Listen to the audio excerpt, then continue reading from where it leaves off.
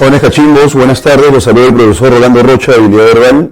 Retomamos entonces el desarrollo temático y el día de hoy continuamos con el texto argumentativo.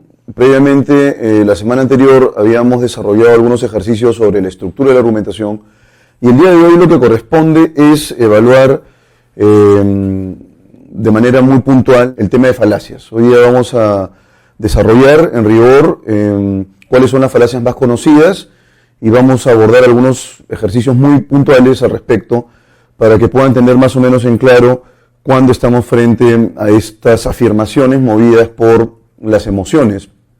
Una falacia justamente es eso, ¿no? En el ámbito de la argumentación uno tiene que ser bastante claro en cuanto a cómo teje la argumentación, el hilo de la argumentación.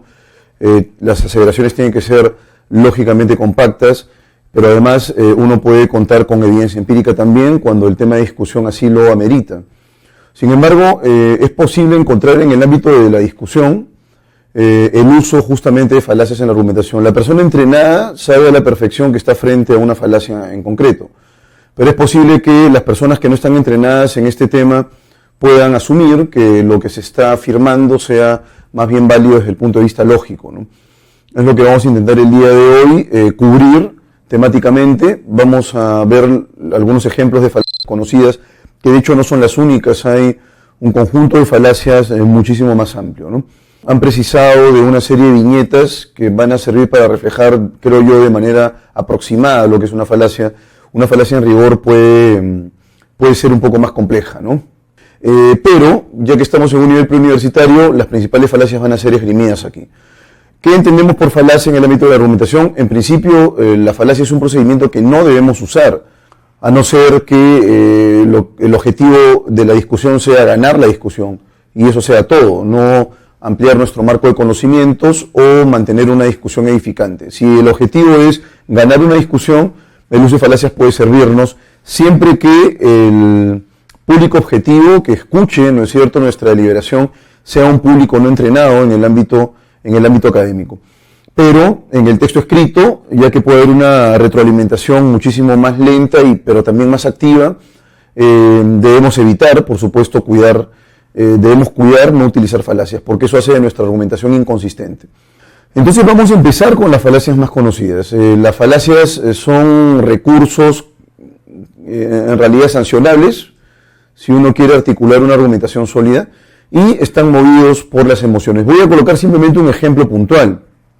Por ejemplo, cuando uno ataca al dialogante, la persona con la cual está discutiendo, utiliza una falacia ad hominem.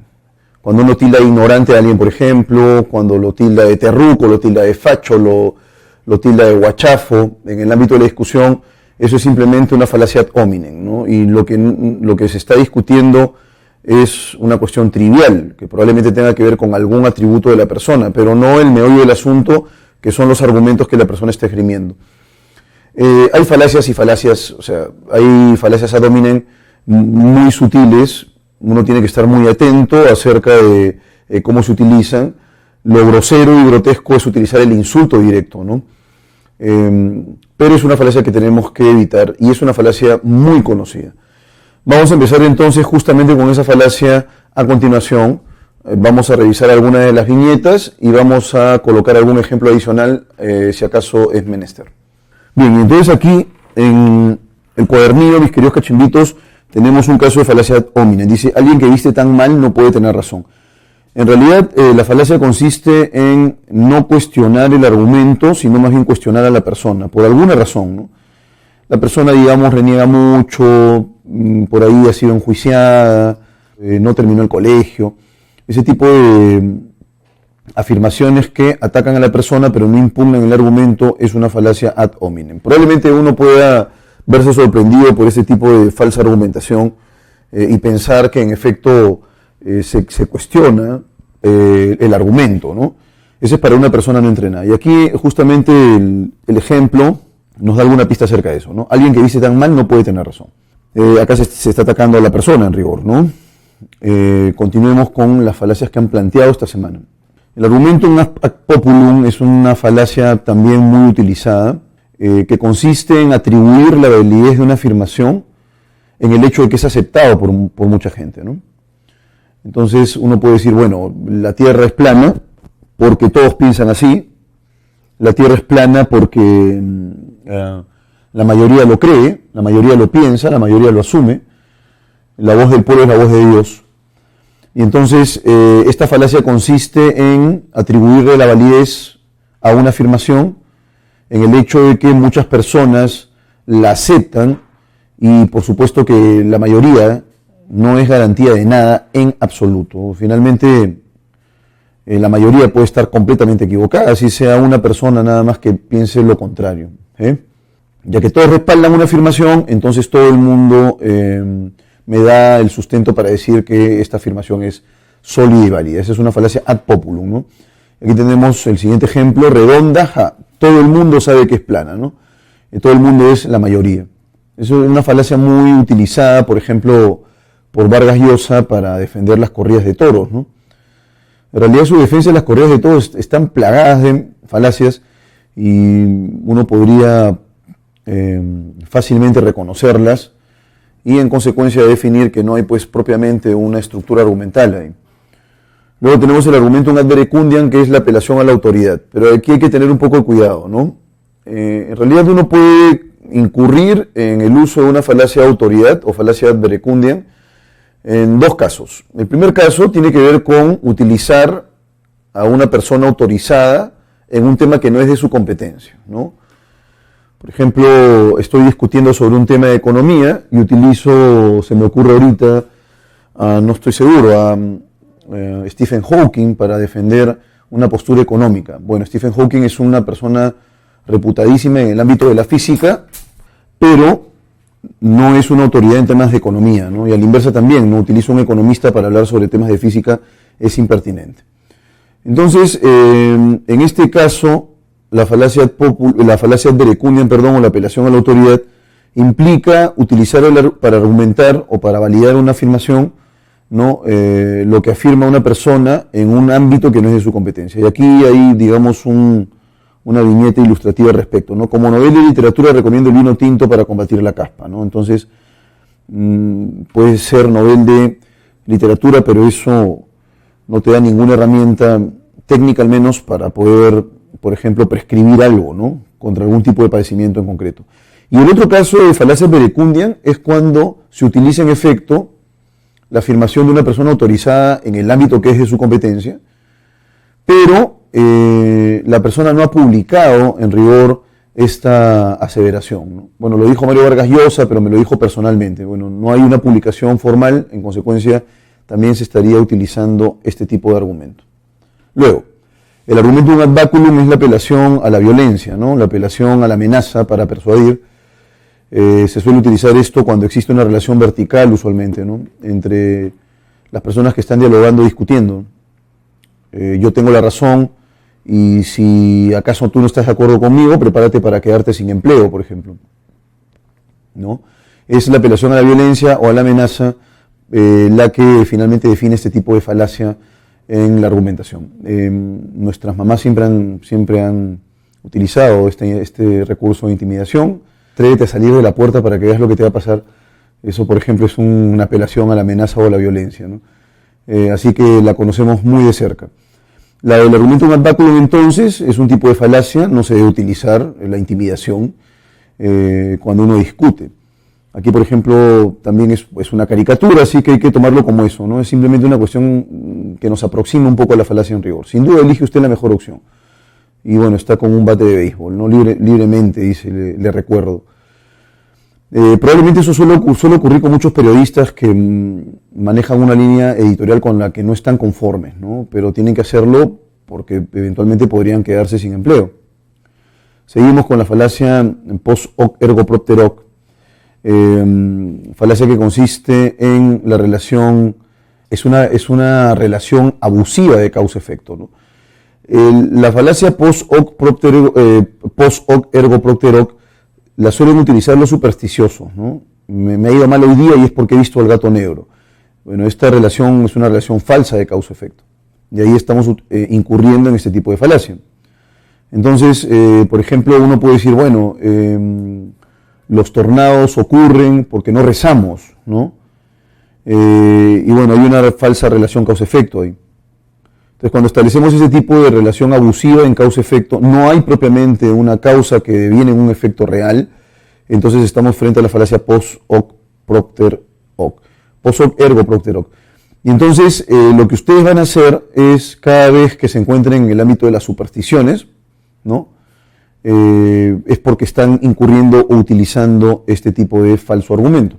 Claro que no hay tigres, dice, porque puse mi amuleto antitigres por aquí. Es en realidad una relación abusiva, se encuentra aquí en una oficina. En una oficina no tendría por qué haber tigres, ¿no? Por aquí estamos frente al argumento ad ignorantiam, que es la apelación al desconocimiento respecto de algo, o a la carencia de pruebas respecto de algo, para validar una posición, ¿no? Por ejemplo, podríamos decir, los unicornios existen. Esa es una afirmación. Y entonces yo le digo, bueno, ¿cuál es la evidencia empírica de que existen los unicornios? La persona podría replicarme, pero bueno, no hay tampoco pruebas sobre lo contrario. Y como no hay pruebas sobre lo contrario, entonces es verdad que los unicornios existen. Esa es una falsa argumentación, es en realidad una falacia, con la cual se recurre desconocimiento o la falta de pruebas para validar una posición, ¿no? Y aquí justamente lo plantean en estos términos: el sol es hueco. Como no puedes probar lo contrario, la afirmación el sol es hueco es verdad. Argumentum ad ignorantium. El argumentum ad antiquitatem es una falacia muy conocida y que está vinculada con la apelación a la tradición, ¿no? Que también es una falacia que utiliza Mario Vargas Llosa para validar las corridas de toros, ¿no? Es una fiesta arraigada, muy antigua. Bueno, cuando apelas a la antigüedad o a la tradición, con total seguridad estás frente a la falacia ad antiquitatem. Y en el caso de la falacia de antiquitatem ha servido, ¿no es cierto?, para poder validar muchos prejuicios, para poder sustentarlos y que estos permanezcan, ¿no? Por ejemplo, pienso yo en el hecho de que la mujer no vote o que no vaya a la universidad. Bueno, pero si toda la vida ha pasado esto, decían los que se oponían justamente a que la mujer asista a la universidad, la mujer además está tranquila en la casa, con sus labores domésticas, ¿para qué la vas a mandar a la universidad? Lo mismo pensaban los esclavistas, ¿no? Bueno, yo soy esclavista porque así ha sido siempre. Es la apelación a la tradición, al statu quo, y esa es una falacia, ¿no? Por ejemplo, yo puedo decir, bueno, yo estoy en contra, se me ocurre ahorita, de las pastillas anticonceptivas porque toda la vida no se ha utilizado, se ha seguido el método del ritmo, cualquier otro método anticonceptivo, entonces las pastillas anticonceptivas no deberían utilizarse. Estoy apelando nuevamente a la tradición o a la antigüedad. Muy bien, son en realidad pocas falacias, ¿no? Hay otro tipo de falacias, hay muchísimas falacias en realidad, la petición de principio, por ejemplo, entre otras, ¿no? Pero han colocado las más simpáticas y las más sencillas, además. La de, por ejemplo, el argumento circular, el hombre de paja, hay muchas falacias en rigor, incluso las nuevas tecnologías han derivado en una falacia en la argumentación, que es la falacia ad YouTubium. Esto es cierto porque lo he visto en YouTube, por ejemplo, esa puede ser también una falacia, ¿no? El hecho de ver un video en YouTube no valía absolutamente nada. Luego, dice lo siguiente aquí: dado que Einstein fue miembro del Partido Socialdemócrata, no cabe ninguna duda de que ese partido es la mejor opción política que tenemos los alemanes. ¿Qué tipo de falacia se está utilizando aquí? Se está utilizando en primer lugar la figura de una persona reputada como Albert Einstein, que por supuesto es una persona que mucho tendría que decir acerca de cuestiones físicas, pero se está utilizando Albert Einstein para validar una opción política. En consecuencia, no es el ámbito que le corresponde. Hay una incongruencia. Y en tanto que tal, entonces es una falacia ad verecundiam, o la apelación a la autoridad, ¿no? Que es un falso argumento. Luego, la pena capital en Estados Unidos ha dado la tasa de criminalidad más alta y el mayor número de prisioneros por cada 100.000 habitantes en el mundo industrializado. Se están refiriendo aquí a la pena de muerte, ¿no? Yo sospecho que aquí se trata de un argumento persuasivo, ¿no? En el que dice lo siguiente, ¿no? La pena capital, que es la pena de muerte, ¿no? La pena de muerte desencadena la alta tasa de criminalidad y el mayor número de prisioneros, ¿no? También arriba, el mayor número de prisioneros. Perfecto. Por cada 100.000 habitantes. Muy bien. Y entonces, ¿hay manera de poder establecer una relación causa-efecto real entre la pena capital, que es la pena de muerte, y la alta tasa de criminalidad? No. Este es un argumentum post hoc ergo propter hoc. Vamos ahora con la siguiente. ¿Entenderá el pueblo sufriente, el pueblo indígena, el pueblo asalariado, la gran injusticia que gobierne solo el 5% más rico, el 5% que es el dueño del 75% del país? Como todos sabemos, ¿no? Ese es un argumentum ad populum, ¿sí? La apelación a la mayoría, como todos sabemos. Es algo que todos sabemos y en consecuencia valida mi afirmación, argumentum ad populum. Seguimos con el siguiente. Dice aquí, si Grecia abandona el euro, entonces no le quedará otra que enfrentarse a la bancarrota total, a la recesión desenfrenada y a cargar con un dracma muy devaluado. Por tanto, Grecia no puede salirse del euro. O sea, Grecia abandona el euro y entonces ¿qué va a desencadenar ello?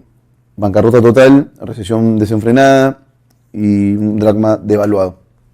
Bien, eso quiere decir entonces que es como una advertencia, ¿no? Oye, Grecia, abandonas el euro y entonces esto es lo que te va a caer. Perfecto, es un argumentum ad baculum, o la apelación a la fuerza, a la violencia, a la intimidación.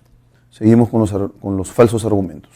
No queremos ese candidato joven que les teme a los jóvenes, a ese que cuando fue a la Ibero o al Ibero, terminó en el baño y no fue al debate de los jóvenes de México. A ese candidato no lo queremos porque además representa autoritarismo, rendición frente al crimen, deuda y abuso de poder, ¿no? La palabra aquí es ad hominem, ¿no? Se está cuestionando al individuo y no a sus propuestas, no a sus, digamos, a sus afirmaciones, a sus argumentos, ¿no? No queremos porque es joven en principio y es un joven que tiene miedo. Bien, estás atacando al individuo, no estás atacando a los argumentos. En consecuencia, ese es un falso argumento, es un argumentum ad hominem. Luego, no tengo mucha información sobre esto, excepto que no hay nada en el expediente que hay en los archivos para demostrar que no tiene conexiones con los comunistas. No tengo mucha información sobre esto, excepto que no hay nada en el expediente que hay en los archivos para demostrar que no tiene conexiones con los comunistas. Y entonces, la falta de pruebas, la falta de argumentación y la falta en realidad de evidencia, ¿no? Se suele utilizar para poder validar algo, es un argumentum ad ignorantiam, o la apelación al desconocimiento, ¿sí? Y finalmente, soy un hombre, y al igual que otros hombres de carne y hueso, tengo familia e hijos. Sí, 3 hijos que dependen solo de mí. Por eso, jueces, recuerden que si me condenan, también condenarán a mis pobres hijos. No han puesto este argumentum aquí, no lo han colocado, pero este es un argumentum ad misericordiam, ¿no? Es la apelación a la piedad, ¿sí? Es un argumentum ad misericordiam, no lo han colocado lamentablemente dentro de los tipos de argumento, a no ser que se me haya saltado alguno por ahí, y no lo creo, pero es una falacia también, ¿no? Es una falacia, un falso argumento que debemos evitar. Bien, señores cachimbos, con eso terminamos la sección de actividades en las cuales tenemos que definir qué tipo de falsa argumentación es, a la luz de lo que nos han planteado. Ahora vamos con el texto de ejemplo. Y entonces dice aquí, la primera señal de la peste llegó al país en los primeros días de abril de 1903, cuando unos obreros chalacos encontraron en el molino Milne una gran cantidad de ratas muertas entre los sacos de harina. Días después, Manuel Javi, un cocinero chino de 60 años que moraba en dicho recinto, murió exhibiendo en la ingle unos extraños bubones del tamaño del huevo de una paloma. El médico que atendió a este infortunado hombre, basándose en un temor generalizado en aquel entonces, sostuvo que la causa del deceso fue una pulmonía. A las pocas semanas, 10 trabajadores de aquel molino cayeron víctimas de un extraño mal que les secaba la lengua, les hinchaba los ojos y los bañaba en fiebre. Este fue el comienzo de la epidemia de peste bubónica en Lima, una ciudad caracterizada por el hacinamiento, es decir, por el amontonamiento, ¿no? Que terminó extendiéndose por toda la costa norte hasta la década del 30 del siglo XX. Lima, al igual que muchas otras ciudades costeñas a inicios de ese siglo, estaba ambientada para la proliferación de las ratas y de la peste bubónica, enfermedad que se contagia a través de la picadura de la pulga que parasita dicho animal.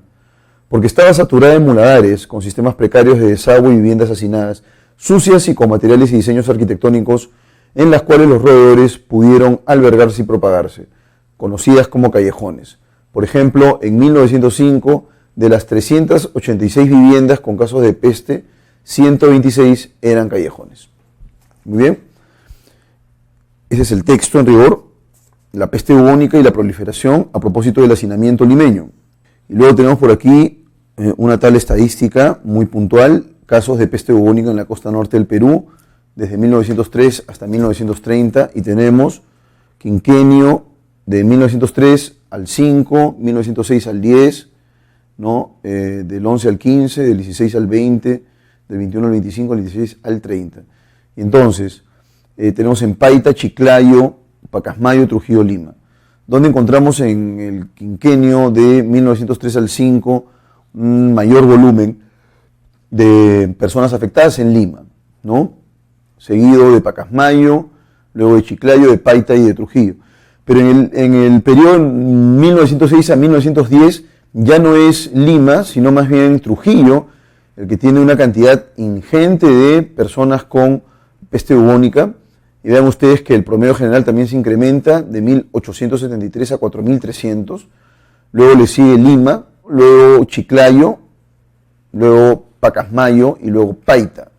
Entre el año 1912 y 15, el lugar con mayor cantidad de casos de peste bubónica sigue siendo Trujillo, continúa con Lima, luego con Chiclayo, Pacasmayo y finalmente Paita. Y entonces así vamos desagregando estos datos. En el año de 2016 a 2020 sigue siendo Trujillo el lugar con más casos de peste bubónica, pero ya en el 1921 y 1925 Lima se vuelve nuevamente o retoma el protagonismo, y eso ocurre también de 1926 a 1930, ¿sí? Aunque en ese periodo de tiempo ya se reduce de 3.000 a 1.500, ¿no? Luego, resolvamos entonces la pregunta de opción múltiple de inmediato. Bueno, jóvenes, entonces atacamos la primera pregunta. Dice, teniendo en cuenta la información expuesta en el texto y los datos del cuadro, que en realidad es una tabla, ¿no? Podemos establecer que la intención principal del autor es explicar la causa de la propagación de peste bubónica en la costa norte del Perú en las primeras décadas del siglo XX. Dilucidar qué es la peste bubónica, sus principales causas y sus síntomas y la manera de cómo se transmite. Criticar la desidia de los gobiernos del Perú por la precaria política sanitaria que caracterizó al país en el siglo XX. Y finalmente, analizar las condiciones de vida de los peruanos y las enfermedades infecciosas que adolecieron durante el siglo XX. Bueno, la clave correcta aquí es la alternativa A, explicar la causa de la propagación de peste bubónica en la costa norte del Perú en las primeras décadas del siglo XX. Bueno, ya hemos discutido con largueza eso en el caso anterior. Nos ofrece información acerca de cómo es que estalla la peste bubónica, cuál fue la razón principal, que fue el hacinamiento, es una enfermedad de hacinamiento en rigor. Luego nos piden aquí lo que connota señal, ¿no? Lo que connota señal dice, la primera señal de la peste llegó al país en los primeros días de abril de 1903, ¿no? Y entonces, señal, en concreto, connota, no nos piden el sinónimo, pero connota evidencia, ¿no? Es una evidencia de. La palabra polución en realidad está reemplazando o reemplaza a una palabra más castellana que es contaminación, ¿no? Aquí proviene, ¿no es cierto?, de pollution, y por eso es que se suele utilizar, pero tenemos la palabra contaminación en rigor. Pregunta número 3, sobre las provincias de la costa norte que registraron casos de peste bubónica entre los años 1905 y 1930, es incompatible afirmar que la provincia de Trujillo, bueno, aquí me olvidaba, la palabra señal connota evidencia, alternativa C, en el primer caso es la alternativa A. Luego dice aquí sobre las provincias de la costa norte que registraron casos de peste bubónica entre los años 1905 y 1930, a ver el cuadro, es incompatible afirmar que la provincia de Trujillo mostró más casos de peste entre 1906 y 1910. Bueno, esa no es la clave. La menor cantidad de casos de Pacasmayo ocurren entre 1921 y 1925. En el caso de Pacasmayo, en rigor, la mayor cantidad de casos ocurre en 1906 y 1910. La menor cantidad, perdón, dice aquí, y sí, efectivamente es en Pacasmayo 140 entre 1921 y 1925. El total de casos en Chiclayo representa el 15% del total de casos. En el caso de Chiclayo tenemos total en la costa norte 1.873 de 17.843. Entonces, no es propiamente el 15% del total de casos, ¿no? Son menos del 10%. Y entonces esa sería la alternativa incompatible. Vamos con las siguientes preguntas. Teniendo en cuenta el diagnóstico del médico que atendió al cocinero chino que murió presentando bubones en la ingle, podemos inferir que dicho galeno basó su opinión en un pseudoargumento, llevó a cabo varios exámenes exhaustivos, trató al señor Javi con mucha dedicación, era un especialista descollante en el país. ¿Cuál sería la clave correcta? Basó su opinión en un pseudoargumento. ¿Sí? Y finalmente, si la ciudad de Lima de las primeras décadas del siglo XX hubiera contado con un eficaz sistema de desechos, ¿no? Dice que los sistemas de desagüe eran pésimos, había mucho hacinamiento, mucho amontonamiento. Un sistema adecuado de desagües y un diseño urbano contrario al hacinamiento, es posible pensar que hubiera sido más complicado que ocurra y que se desencadene esta epidemia de peste bubónica, ¿no? La clave correcta es dedo, alternativa D. Hubiese resultado muy complicado que se propague la peste bubónica. Y en el caso de 5, si la ciudad de Lima de las primeras décadas del siglo, 4, me parece que lo había dicho, pero vamos a marcarlo ahí, es la alternativa. Basó su opinión en un pseudo argumento. Vamos ahora con el texto número 1 de esta sección, mis estimados cachimbitos. Los peruanos son ahora víctimas, dice acá, de la delincuencia, incluso en los lugares donde antes se sentían protegidos. Por lo que la percepción de inseguridad ciudadana aumenta cada día. En los 3 primeros meses del presente año, por ejemplo, los pasajeros de un bus del Metropolitano, los usuarios de una estación del Metro de Lima y los clientes de una agencia del Banco de Crédito del Perú vivieron esta realidad en carne propia cuando dichas instalaciones fueron tomadas por asaltantes armados que en minutos lograron su objetivo, despojar de sus cosas y dinero a las víctimas. Esta grave situación, que es pan de cada día, se refleja en la última edición del Barómetro de las Américas 2017, del Proyecto de Opinión Pública de América Latina, la POP. Según esta investigación, entonces, iniciamos el segundo párrafo, el Perú se ubica en el segundo lugar del ranking de los países con la tasa más alta de víctimas de la delincuencia, superando solo a Venezuela.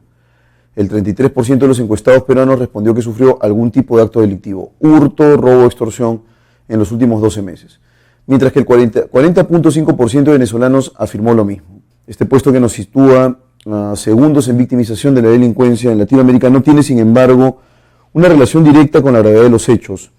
En el Perú los delitos no son tan violentos, ya que la mayoría de los encuestados reportó haber sido víctima de actos delictivos donde no hubo agresión.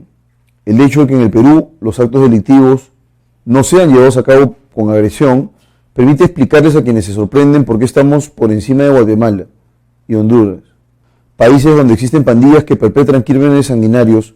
A diferencia de estos, en nuestro país, la población es víctima del robo de carteras o el cogote cuando camina, o del hurto de sus celulares y billeteras cuando viaja en el bus o en el auto con las ventanas abiertas. Muy bien, vamos ahora con la resolución de preguntas de opción múltiple, mis estimados cachimbos. Previamente vamos a leer esta infografía. Dice acá, percepción de inseguridad ciudadana a través de los años, desde el año 2006 hasta el 2017. Bueno, tenemos algunos intervalos que se han evitado. Dice acá 2006 teníamos 60,4, 2008 es 52,2, 2010 54,2, 48,9, ¿sí? 2014 57,0 y el 2017 56,7. Ahora, la percepción de seguridad en el barrio, acá nos dan cifras de Perú en el 2017, considera que su barrio es muy inseguro, un 22,1%, muy seguro, 10,2%, algún inseguro, 35,9%, 31,8% algo seguro. Muy bien, el 31,8% se considera algo inseguro. Muy bien, ya tenemos entonces el gráfico con el texto y a partir de ello establezcamos las relaciones temáticas correspondientes. Pregunta número 1, nos piden el mejor resumen del texto y entonces vamos en búsqueda de este. Los dos países con mayor índice de victimización de la delincuencia en la región son Venezuela y Perú, quienes ocupan el primer y el segundo lugar. Aquí debió ser así, primer y acá segundo lugar, efectivamente. Cuando el sustantivo está pospuesto a los ordinales es mejor utilizar el singular, no el plural. Cuando está antes sí implicaría el uso del plural. Aquí no es necesario, ¿sí? Entonces, este es en realidad un dato concreto, pero pero no es la clave correcta porque no tiene la idea principal, ¿no? La victimización de la delincuencia en el Perú, pese a ser frecuente y generalizada, está caracterizada por carecer de actos de violencia extrema y exacerbada. Nos están indicando aquí que, por ejemplo, es por ahí la estafa, que tiene un porcentaje bastante alto, entre otras. Al parecer no tenemos cifras que develen que la actividad delictiva es, digamos, peligrosa o incurre en actos de agresividad, ¿no? De agresión. Dice acá, el hecho de que en el Perú los actos delictivos no sean llevados a cabo con agresión permite explicarles a quienes se sorprenden por qué estamos por encima de Guatemala y Honduras, países donde existen pandillas que perpetran crímenes sanguinarios. A diferencia de esto, en nuestro país la población es víctima del robo de carteras o del cogoteo. Entonces él está estableciendo un deslinde, ¿no? La clave correcta, por consiguiente, es la alternativa B, ¿no? La victimización de la delincuencia en el Perú, pese a ser frecuente y generalizada, está caracterizada por carecer de actos de violencia extrema y exacerbada. Seguimos con la pregunta número 2. De acuerdo con el gráfico, percepción de seguridad en el barrio, es incompatible afirmar que las personas se sienten a salvo de sufrir algún atraco una vez que llegan a los lugares de residencia, porque en cualquier lugar les pueden robar, ¿no? Y eso es lo que ha aumentado. El 56.7% de los encuestados en 2017 sufrieron el robo de sus pertenencias. Los casos más frecuentes de robo y extorsión se han dado en los casos más frecuentes de robo y extorsión se han dado en los vecindarios C. Las personas encuestadas falsearon sus respuestas por temor a represalias, y finalmente los porcentajes relacionados a inseguridad son mayores que los de seguridad. O sea, al final somos un país que tiene que enfrentar picos de violencia extrema. En consecuencia, el autor considera que no hay propiamente un prurito por la seguridad. Entonces, de acuerdo con este gráfico, percepción de seguridad en el barrio, nos piden lo que es incompatible. La pregunta es ¿cuál es la clave? ¿Cuál es la clave correcta entonces? Nuevamente, la alternativa A, el 56.7% de los encuestados en el 2017 sufrieron el robo de sus pertenencias. Los casos más frecuentes de robo y extorsión han ocurrido en los vecindarios. Las personas encuestadas falsearon sus respuestas por temor a represalias. Y finalmente los porcentajes relacionados a inseguridad son mayores que los de seguridad. ¿No? Esa sería la clave. Eso es incompatible, ¿sí? Porque el texto en realidad no brinda información de ningún tipo respecto de nuestra idiosincrasia actual, ¿no? Y más bien se integran para jugar un papel relevante en cuanto a estos indicadores de percepción. Entonces la clave correcta es dedo. En el texto la expresión pan de cada día es que es algo frecuente, ¿no? ¿Qué connota? Asiduidad, indiferencia, animosidad, calamidad. Asiduidad es cualidad de asiduo y asiduo es frecuente, ¿no? O sea, hay frecuencia. Ocurre, digamos, de manera consistente o permanente, ¿no? Respecto de los actos delictivos, queridos cachimbos, en el Perú podemos deducir que estos se perpetran de manera pacífica, soslayando menoscabar la integridad de la víctima. Alternativa B, apañados por actos de corrupción en las instancias policiales y judiciales. Tampoco. El problema, en rigor, es básicamente el aumento de la violencia en Perú, ¿no? De manera generalizada, ya que ocurren en todo tipo de recinto y la calle. En Alimón, con la pandilla venezolana Los Malitos del Tren de Aragua. ¿Cuál sería la clave correcta en la pregunta número 4? Podemos inferir que estos se perpetran, es decir, los actos delictivos, de manera generalizada, ya que ocurren en todo tipo de recinto y calle. Bien, entonces, si hay, digamos, una percepción, porque acá se trata de la percepción, ¿no?, de inseguridad ciudadana, y no estamos a salvo en ningún lugar, es porque hay una percepción de inseguridad general, ¿no? Y puede ser hasta en el restaurante más exclusivo y probablemente considerado seguro, puede ocurrir ello.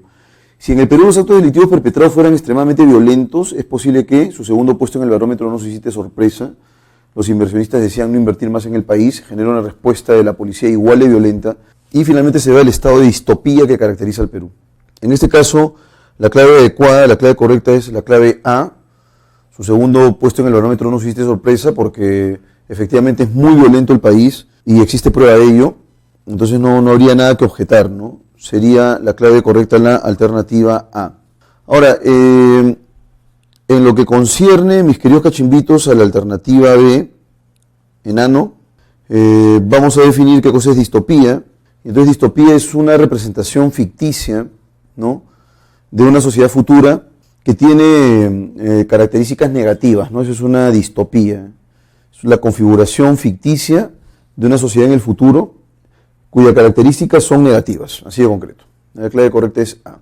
Por sensiblería o ignorancia, o por las dos cosas a un tiempo, se puede o se suele aducir el argumento impertinente de la crueldad cuando se desaprueban las riñas gallísticas y cuando se pretende incluso prohibirlas. Pues bien, sepan de una vez los impugnadores que el gallo de pelea se llama precisamente así porque el afán que tiene de pelear es connatural, su impulso de agresión es innato. El gallo de pelea es un acometedor y agresor notable porque está genéticamente programado para hacerlo.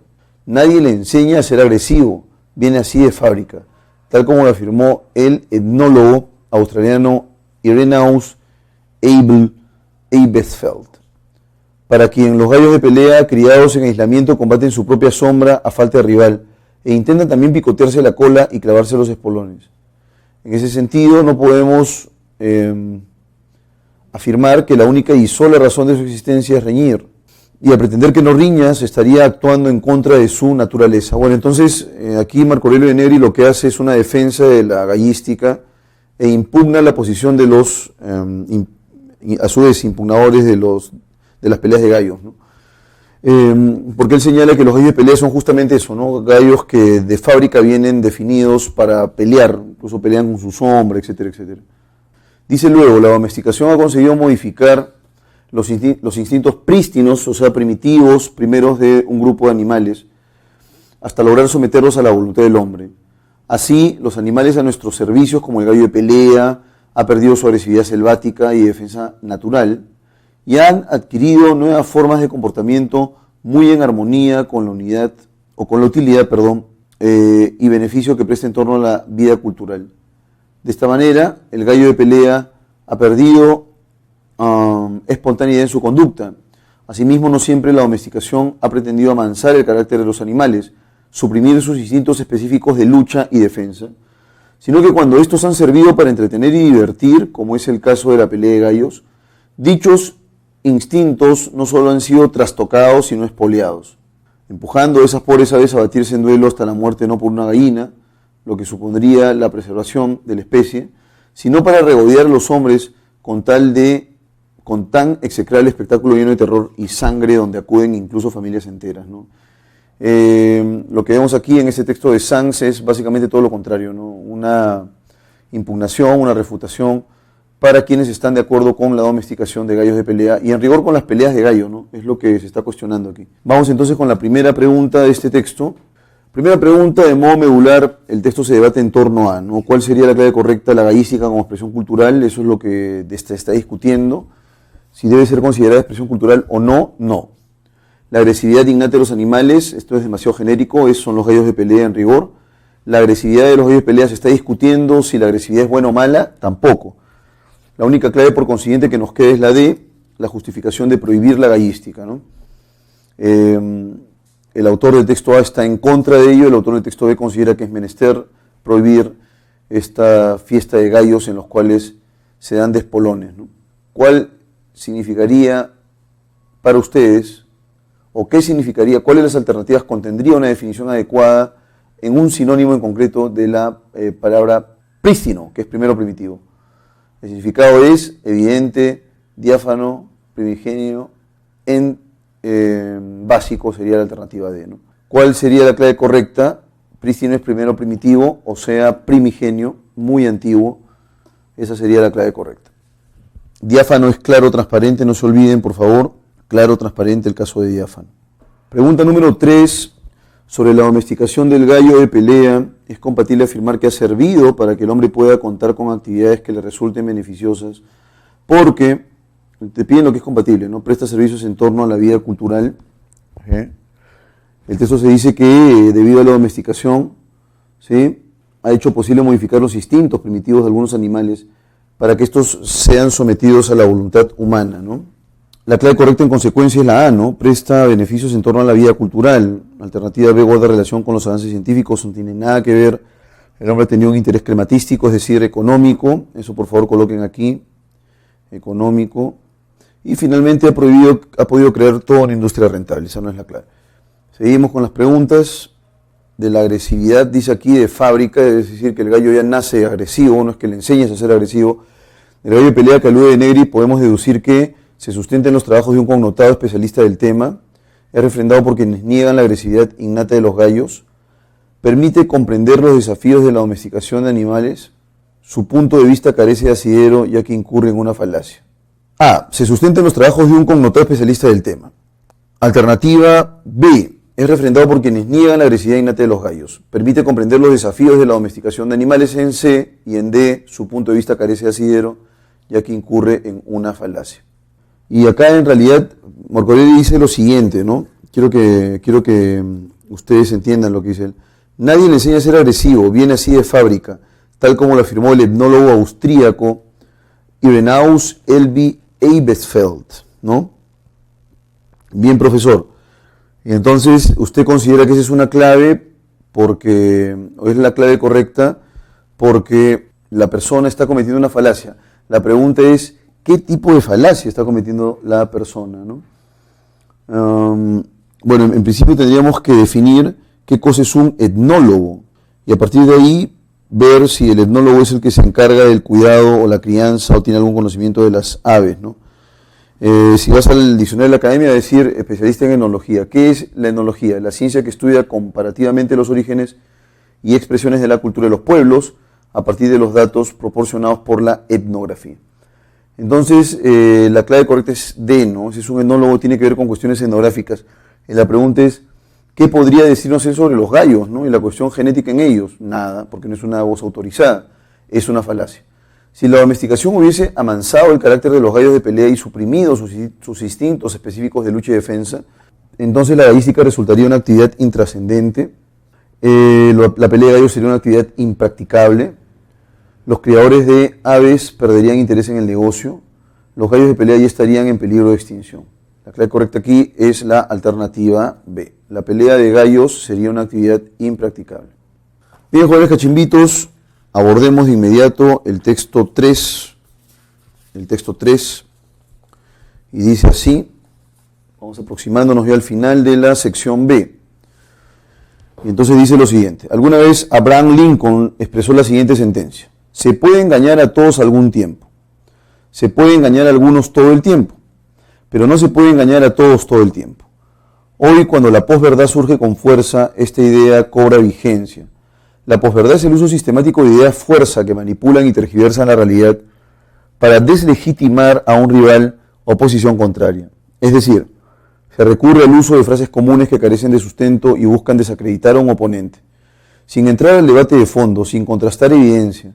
Un ejemplo es el mito de las 300.000 esterilizaciones forzadas entre 1996 y el 2000, durante el gobierno de Alberto Fujimori, cuya creación responde a una alianza connatural entre la izquierda y el sector conservador de la derecha. Responde a una alianza, lo voy a enfatizar porque es importante esa idea, a una alianza connatural entre la izquierda y el sector conservador de la derecha, quienes nos hicieron creer que en el Perú se implementó una política pública de esterilización forzada con 300.000 víctimas, cuando en realidad solo se trató, según el informe defensorial del 6-9, de 61 esterilizaciones sin consentimiento entre 1994 y el 2002. Vamos ahora con el texto 3b, último fragmento. Mito y novela son algunas de las formas con las que el fujimorismo sigue intentando negar las esterilizaciones forzadas ocurridas entre 1996 y el 2000 en el gobierno de su líder.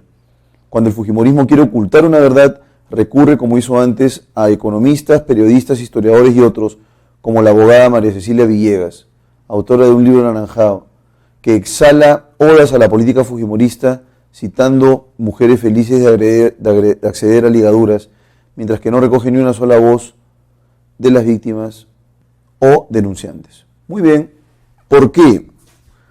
Hoy, a 20 años de ocurridas las esterilizaciones forzadas que aún esperan justicia, economistas y ciertos profesionales salen a preocuparse del caso, porque las esterilizaciones forzadas son crímenes de lesa humanidad, crímenes por las que Alberto Fujimori aún no ha respondido ante la justicia, ni sus exministros, ni muchos operadores de salud. En tal sentido, es menester disipar la niebla que busca invisibilizar este aciago suceso para hacer justicia a aquellas 300.000 mujeres que en contra de su voluntad fueron esterilizadas, ¿no?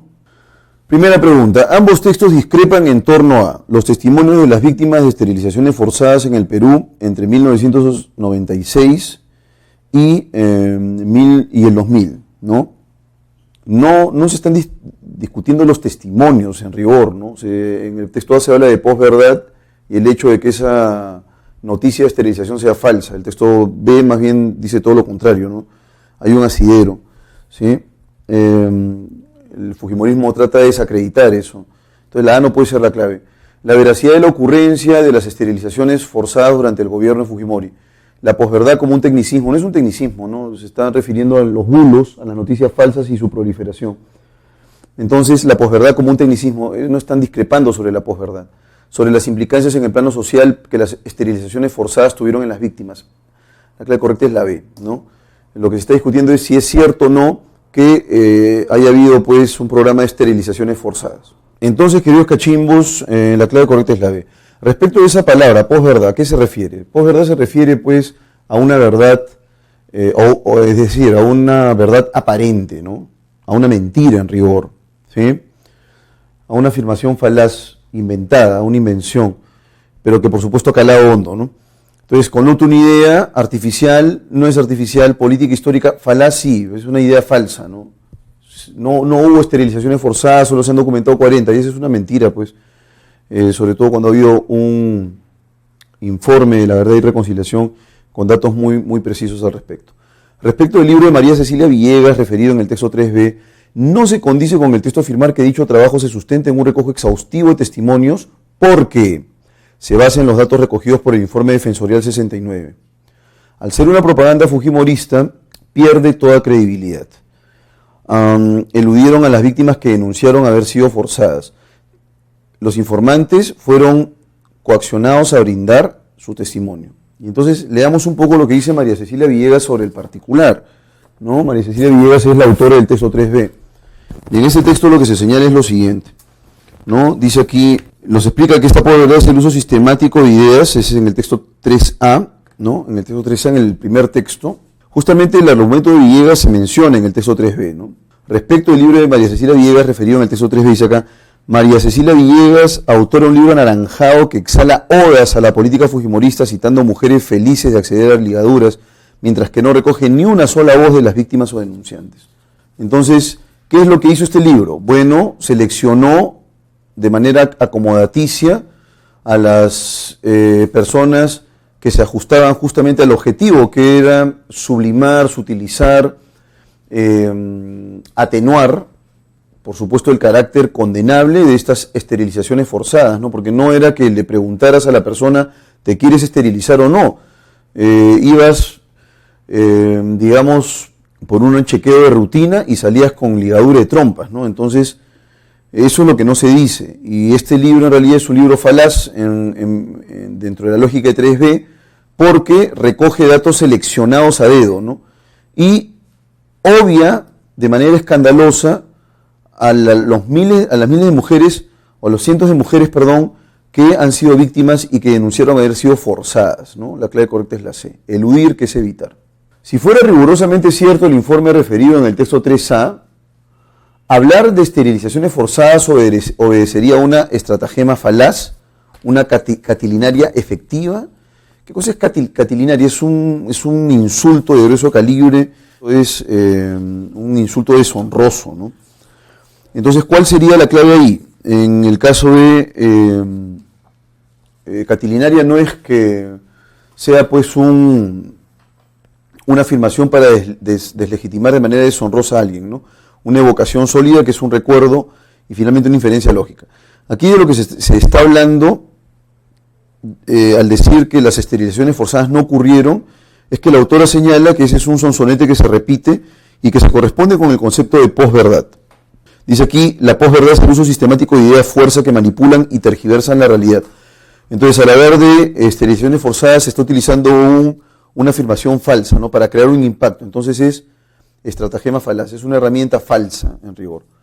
Al calificar al libro como anaranjado, se trata de sostener que está gobernado por el juicio de expertos. Bueno, si es anaranjado, más o menos tiene que ver con, digamos, una orientación política, ¿no? Que es el fujimorismo en rigor. No tiene nada que ver con juicio de expertos, menos con hechos contundentes. El sentido histórico reciente tampoco, porque en rigor, como se señala aquí en el texto 3b, la autora es una autora que ensalza al fujimorismo y presenta testimonios de personas que han sido seleccionadas a dedo, no de las víctimas que reclaman la injusticia que se cometió con ellas. Entonces la clave correcta sería consideraciones ideológicas, porque se trata pues de una exacerbación fujimorista en rigor. Bien, vamos entonces ahora, mis queridos cachimbos, con el primer texto en inglés, ¿sí? El primer texto en inglés, que es un texto acerca de las adicciones. ¿Cómo entendemos las adicciones? Veamos.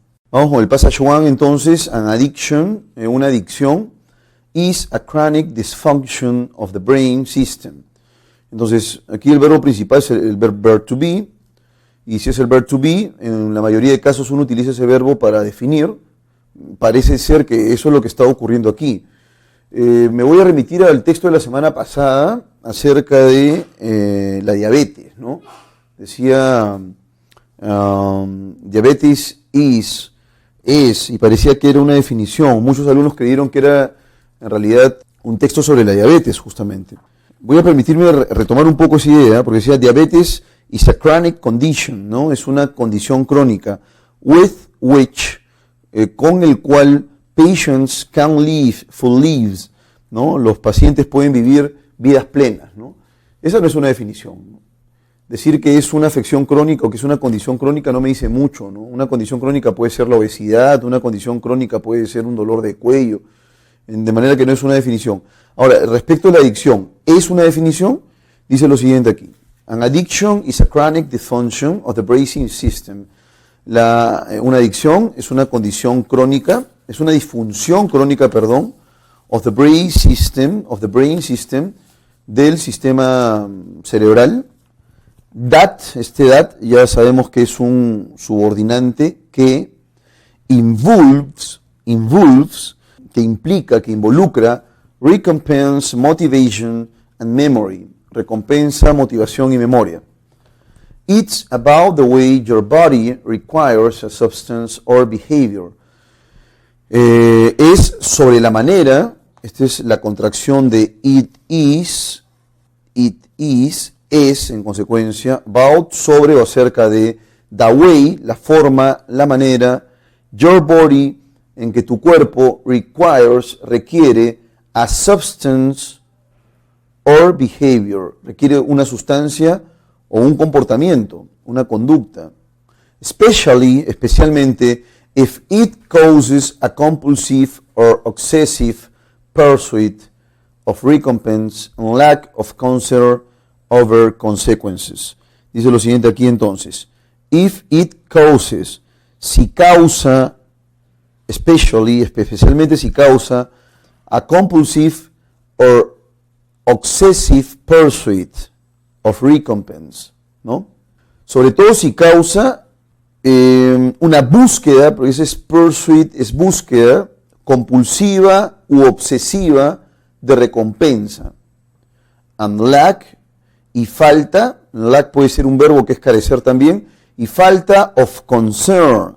Concern, ¿qué cosa es concern? Esta palabra ya la hemos visto, pero la voy a repetir, es preocupación, over consequences, por las consecuencias. Entonces, aquí hay una definición propiamente de lo que es una adicción. Es una disfunción crónica, dice aquí, del sistema cerebral, que involucra recompensa, motivación y memoria.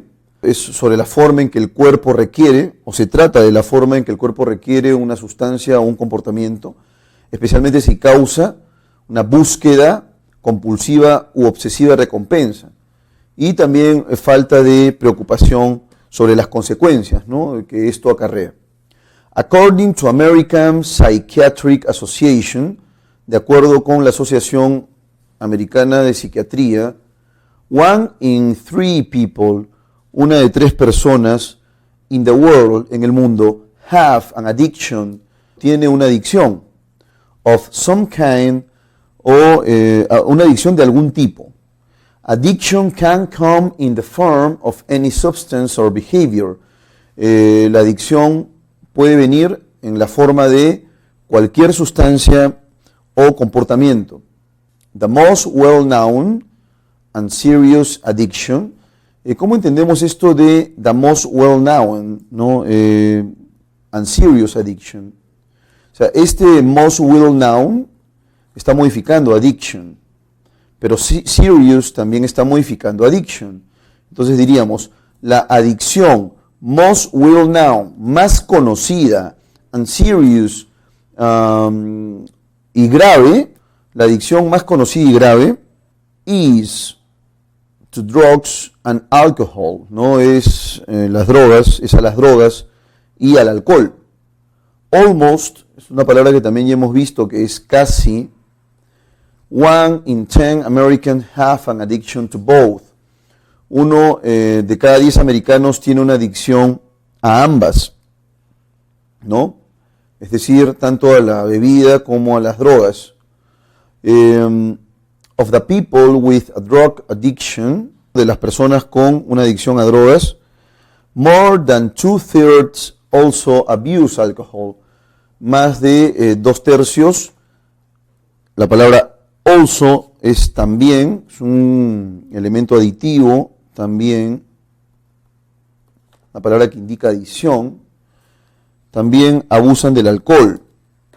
Y finalmente, el último párrafo, some habits or social behaviors, ¿no? Algunos hábitos o comportamientos sociales, look like addiction. La palabra look, ¿no es cierto?, la entendemos aquí como que puede ser mirar, pero un uso del look es parecer.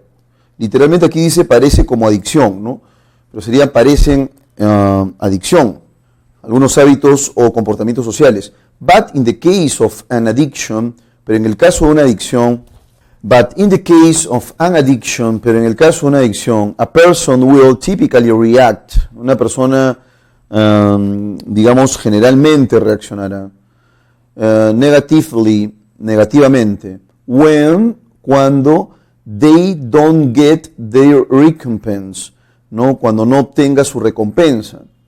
For example, por ejemplo, someone addicted to coffee, alguien adicto al café, puede experimentar physical and psychological abstinence, abstinencia física y psicológica. Es síntomas de abstinencia física y psicológica, such as, como severe headaches and irritability, dolores de cabeza severos y irritabilidad, ¿no? Esa sería la traducción aproximada del texto. Entonces aquí, si queremos nosotros definir cuál es el tema con total seguridad, el tema es la adicción. Addiction, esa sería la temática, ese sería, digamos, el tema en concreto. Addiction. Vamos entonces con las preguntas de opción múltiple. The main purpose of the author is... ¿Cuál es el propósito principal del autor? Alternativa A, to expose, exponer. Ya te he dicho que cuando tengas este to con el verbo, puede eso funcionar como la forma infinitiva, ¿no? To expose, exponer.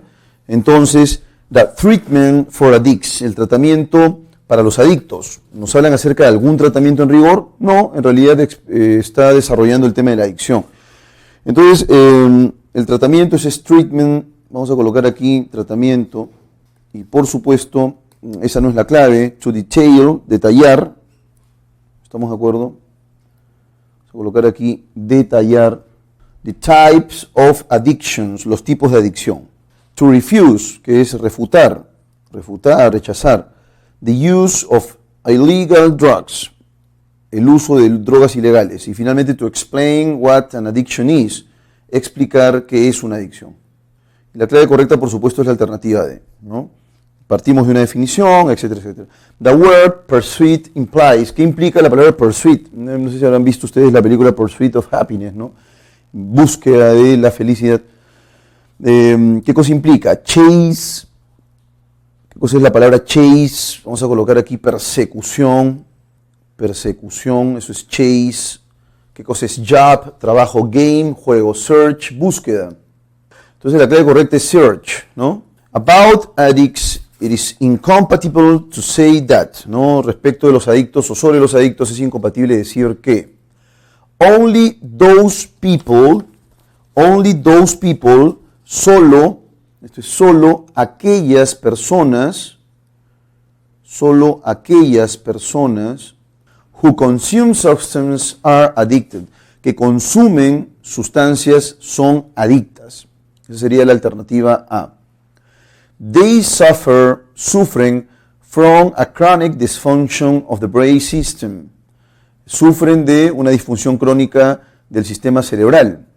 Do not concern about the consequences of their addictions. Digamos que no se preocupan, no son conscientes de las consecuencias de sus adicciones. Y finalmente, constitute approximately 1/3 of the world's population, constituyen aproximadamente 1/3 de la población mundial. La clave correcta aquí sería la alternativa A. ¿Son adictos solo los que consumen sustancias? No, porque puede darse el caso, por ejemplo, se trata también de comportamientos, ¿no? Podemos pensar nosotros, por ejemplo, en el café, ¿no? Uno puede ser también adicto al juego, o sea, no solamente son drogas o sustancias prohibidas. La clave correcta es la A. About the information provided by the American Psychiatric Association, sobre la información, brindada por la Asociación Americana de Psiquiatría, we can infer, podemos inferir, que an addict is not necessarily a drug user. Un adicto no es necesariamente un usuario de drogas, un consumidor de drogas. 1/3 of the population is addicted. 1/3 de la población es adicta. All social behaviors look like addiction. Todos los comportamientos sociales parecen adicción. Y finalmente, alcohol addiction dominates Americans. La adicción al alcohol domina a los estadounidenses. La clave correcta aquí es la alternativa A, ¿no? An addiction is not necessarily a drug user. Es decir, no es necesariamente un consumidor de drogas, porque puede provenir también de comportamientos, como le decía yo. O sea, un adicto no es en rigor o no es necesariamente un consumidor de drogas. Y finalmente, if someone, si alguien, ¿no es cierto? Si alguien, una palabra que se está repitiendo también, who consumes coffee daily, que consume café diariamente, will be irritated when he cannot drink it, ¿no? Estaría irritado cuando no puede tomarlo. O sea, una persona que consume café a diario se irrita cuando no puede tomar el café. Would quickly find, ¿no? Encontraría rápidamente a restaurant to buy coffee, un restaurante para comprar café. Quickly es rápidamente, es una palabra que hemos visto la semana pasada apenas. Rápidamente, ya saben que el would es el modal. Encontraría rápidamente un restaurante para comprar café. Undoubtedly, indudablemente, it must be, ¿no? Debería ser an illegal drugs user, un consumidor ilegal de drogas, ¿sí? Indudablemente debe ser un usuario de drogas ilegales, ¿no? Y luego, probablemente, he should be considered an addict, ¿no? Debería ser considerado un adicto.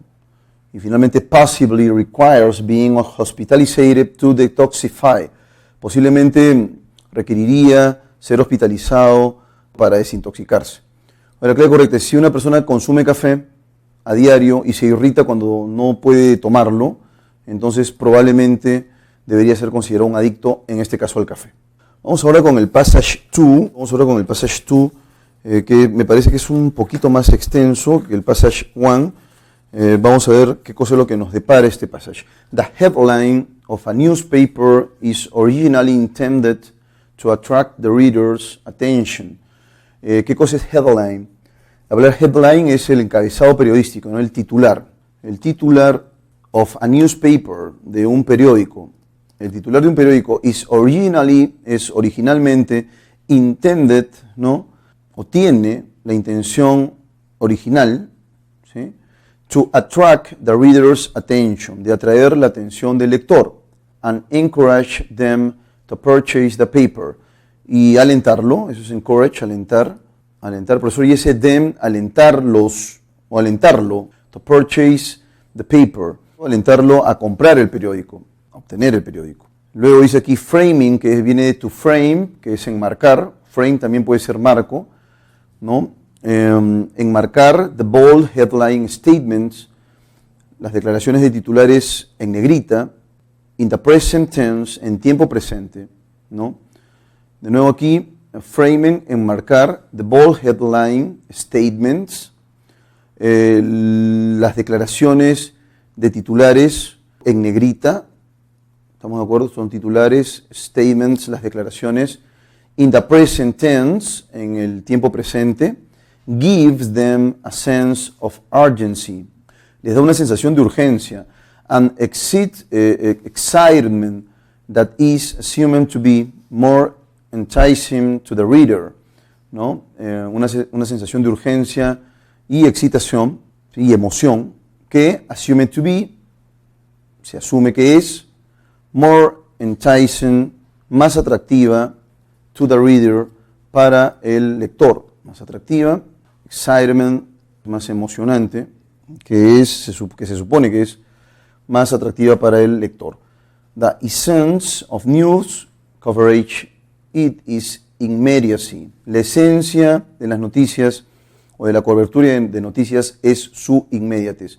Coverage es cobertura, ¿qué cosa es news? Noticias, e immediacy es inmediatez. The history books will report, los libros de historia, reportarán, will report, no te olvides del will, que es el auxiliar de futuro, reportarán que the Taliban established a false embassy. Los talibanes establecieron a false embassy, una falsa embajada, in Qatar in the middle of 2013, a mediados de 2013. In the newspapers, it is Taliban opened its office. En los periódicos es el Talibán abre la oficina del Medio Oriente, ¿no? Para que veas más o menos cómo van jugando, digamos, con información incluso, ¿no? If you watched a delayed coverage, si vio una cobertura retrasada of a football match, de un partido de fútbol, would you expect the commentators to refer to each event in the past tense? ¿Esperaría que los comentaristas se refieran to each event, a cada evento, in the past tense, en el tiempo presente? Newspapers operate in the same fashion, ¿no? Los periódicos operan de la misma manera. Even though, aunque the events, los eventos, are technically in the past, ocurren técnicamente en el pasado. News coverage, la cobertura de noticias, es presentada as though it was occurring at the same time, como si ocurrieran al mismo tiempo. Even though es aunque. The events are technically in the past, los eventos ocurren técnicamente en el pasado. News coverage, la cobertura de noticias, no se olviden de esta expresión que está acá arriba también, de noticias, is presented, se presenta as thought, como it was occurring at the same time, como si ocurrieran en el mismo tiempo. Aquí tienen ustedes un pequeño vocabulario, ahí tenemos, por ejemplo, a false embassy, una embajada falsa, bold, que es valiente, audaz, atrevido, delayed coverage, cobertura retrasada, encourage, animar, incentivar, motivar, even though, aunque, a pesar de que, framing, marco, intent, newspaper, purchase, etcétera, etcétera. Vamos ahora con las preguntas de opción múltiple. The main intention of the author is to explain why. La intención principal del autor es explicar que the headlines are attractive for readers' attention. Los titulares son atractivos para la atención de los lectores, ¿no? Alternativa B, news headlines, los titulares de noticias are written, están escritas o se escriben in the present tense, en tiempo presente. Writing a headline is different from writing history. Escribir un titular es diferente de escribir historia, o de diferente a escribir historia. History texts, los textos de historia, are always, son siempre, written, escritos, in the past tense, en el tiempo pasado, ¿no? La clave correcta aquí es la alternativa B, porque se trata de justamente estos encabezados periodísticos, ¿no? El hecho ocurrió antes de ayer, pero yo lo coloco como si ocurriera hoy, ¿no? Le ganan a Perú, ¿no? Atrapan a Fujimori. Entonces, en presente, en realidad tiene un efecto en el sentido de que el lector se ve pues motivado a leerlo, ¿no? The word fashion means, la palabra fashion significa a particular way of doing a business, ¿no? Una forma particular de hacer un negocio. Fashion se refiere a eso. Es que se refiere a los encabezados de noticias, no puede ser un negocio. A particular way, una forma particular of writing headlines, de escribir encabezados o titulares. Bueno, la clave correcta es esa ahí. Alternativa C, the art of designing, el arte de diseñar, the newspapers, los periódicos. Y finalmente, the study of designing the appearance, el estudio del diseño de la apariencia. Bueno, la clave correcta es B porque se refiere específicamente a los encabezados periodísticos. Continuemos con las últimas tres preguntas. It is inferred that the essence of a news coverage, ¿no? Se infiere que la esencia de la cobertura de noticias is to mean that, ¿no? Es que, ¿cuál sería entonces la esencia de la cobertura de noticias? Dice aquí que es la inmediatez. Y al ser, digamos, la esencia de la inmediatez, tú lo que quieres es que el lector se sienta próximo al evento. El evento ocurrió hace una semana, pero tú lo presentas en tiempo presente. Ahora, ¿qué cosa es lo que define eso? Define que el lector sienta que está dentro de un cierto del hecho, aun cuando este hecho ya ocurrió en el pasado. Entonces vamos con la primera alternativa. Events will happen, los eventos ocurrirán in the next few hours, en las próximas horas. The history can be written interestingly. La historia puede ser escrita de manera interesante. Luego, that events are in full development, que los eventos están en pleno desarrollo. Qatar is a firm ally of the Taliban. Qatar es un aliado firme de los talibanes. La clave correcta es that event, estos eventos are in full development, están en pleno desarrollo. It's consistent with the passage, consistente con el pasaje, to assert, afirmar that a news headline, afirmar que los encabezados de noticias o los titulares de noticias incites the Taliban to open embassies in the East, ¿no? Incita a los talibanes a abrir embajadas en el este, makes the history more attractive, hace la historia más atractiva, than the news, que las noticias. Can stimulate readers, pueden estimular a los lectores to buy, a comprar, the newspaper, los periódicos o el periódico. Allows, permite, to know, conocer o saber, all the news, todas las noticias in the past tense, ¿no? En el tiempo pasado, todas las novedades, todas las noticias en tiempo pasado. La clave correcta en este caso es la alternativa C, ¿no? Los encabezados periodísticos o los titulares de noticias pueden estimular a los lectores a comprar el periódico, el diario. Y finalmente, if scientists had discovered, si los científicos hubieran descubierto life, vida, on Mars, en Marte, yesterday, ayer, then, entonces. Bueno, si ocurrió ayer, lo planteo como si fuera hoy. Esa sería la consecuencia directa, digamos. Journalists, los periodistas, would have, tendrían, to decide, que decidir, between, entre, past tense or present tense, el tiempo pasado o el tiempo presente. Each TV journalist, cada periodista de TV, cada periodista de televisión, would write, escribiría, the complete news, la noticia completa, in the present tense, en tiempo presente. Alternativa C, readers of newspapers would buy, los lectores de periódicos comprarían newspapers, periódicos, immediately the next day, inmediatamente al siguiente día. Y finalmente, journalists would write this headline, los periodistas escribirían sus titulares, scientists discover life on Mars. O sea, están utilizando el tiempo presente, ¿no? científicos descubren vida en Marte. Esa sería la clave. No están utilizando aquí, en efecto, el tiempo presente. Dicho esto, queridos cachimbos, cerramos la sesión entonces del texto argumentativo. Me despido de ustedes, por favor, formulen las preguntas respectivas. De hecho, están formulando preguntas interesantes sobre los textos. Ahí nos vamos a quedar por el día de hoy y continuamos entonces la próxima semana con el tema de incompatibilidad. Buenas tardes y saludos a todos.